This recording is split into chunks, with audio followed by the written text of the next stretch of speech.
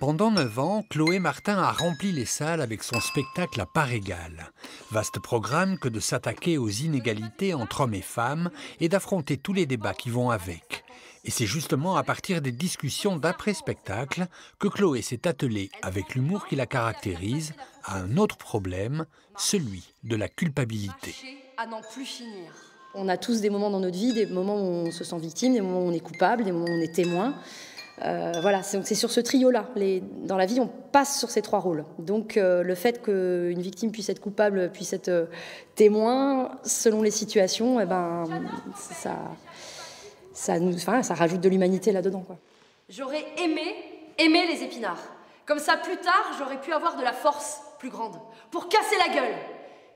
Ah non, les filles, ça ne casse pas la gueule. Ça se casse la gueule. La question de faut se tenir, qui est le titre du spectacle, c'est à quel moment il faut se retenir ou à quel moment il faut dire. C'est tout cet équilibre-là qu'on brosse en fait dans la palette de personnages, de ceux qui osent, de ceux qui n'osent pas et quelles conséquences ça peut avoir. Faut se tenir, c'est aussi une histoire de famille. Le musicien, c'est Clovis, c'est son petit frère, et bien sûr, cette histoire en commun, forcément, ça rapproche et ça aide dans le travail. Sur ce projet-là, elle avait envie de faire un coplateau avec une autre discipline artistique.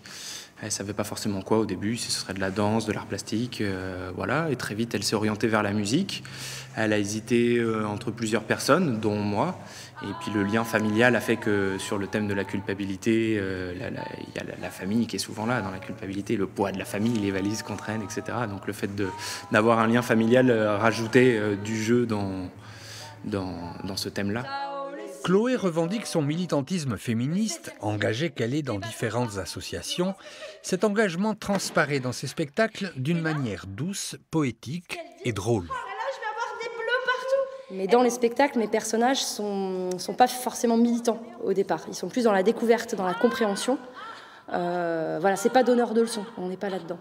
Après, comme là, il y a une part autobiographique, je me permets justement de jouer mes différentes casquettes de je suis femme, de je suis comédienne, de je suis militante féministe. Donc j'ai une propre dérision aussi, ou en tout cas un regard sur ces différents rôles qu'on peut aussi avoir dans la société, ou dans sa vie.